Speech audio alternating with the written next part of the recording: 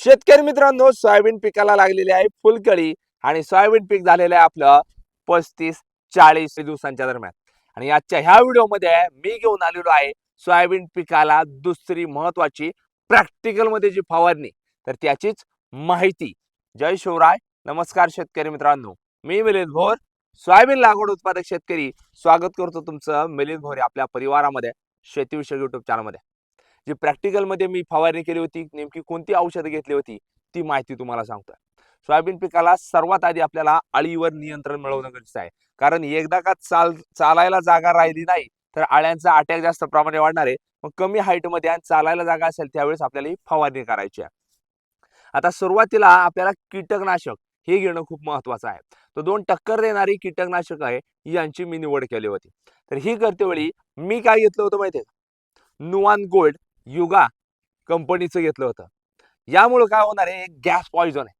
निश्चित स्वरूपात आळ्यांवर असेल आणि इतर किडींवर नियंत्रण मिळणार आहे. पण यासोबत मी घेतलं होतं कोर प्रायमा.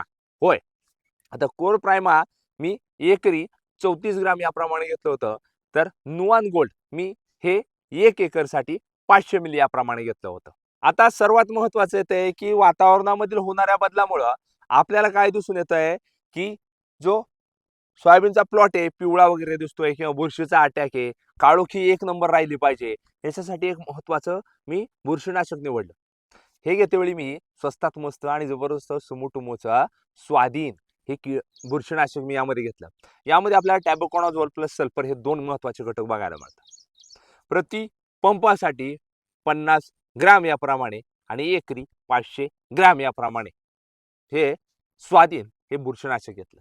त्यासोबत यामध्ये मी काय घेतलं माहितीये का? आता लक्षात घ्या, इथंच सर्वात महत्वाचा ट्विस्ट आहे. सोयाबीन पिकाची जी अनावश्यक वाढ आहे, तर ही आपल्याला थांबवायची आहे. फुलकळी रेकॉर्ड ब्रेक काढायची आहे. तर याच्यासाठी आपल्याला तर हे निघतेवेळी सुमोटोमोचं विद्युत प्रतिपंपासाठी 5 मिली याप्रमाणे आणि एकरी 50 मिली याप्रमाणे घेतलं. स्वस्तात मस्त जबरदस्त ही सोयाबीन पिकाला दुसरी महत्वाची प्रॅक्टिकल मध्ये मी फवारणी केलेली आहे आणि तीच तुमच्या समोर सांगण्याचा प्रयत्न केलेला आहे. सोयाबीन पिकाला रेकॉर्ड ब्रेक फुलकळी लागलेली आहे. तुम्हाला व्हिडिओमध्ये जी क्लिप दिसत असेल, यामध्ये जी फवारणी केली, तर ह्या सोयाबीन पिकाची हाईटच जास्त प्रमाणे पहिल्यापासून वाढलेली असते. कारण ही व्हरायटी केडी 726 मी प्रत्येक वर्षी करत आलेलो आहे. त्यामुळं जबरदस्त रिझल्ट मला प्रत्येक वर्षी या फवारणीचा येतो आणि उत्पादनाला देखील वाढ झालेली मला दिसून येत असते. त्यामुळे शेतकरी मित्रांनो, सोयाबीन पिकाला दुसरी महत्वाची फवारणी कधी करावी, कोणती करावी आणि केल्यामुळं होणारे जबरदस्त फायदे.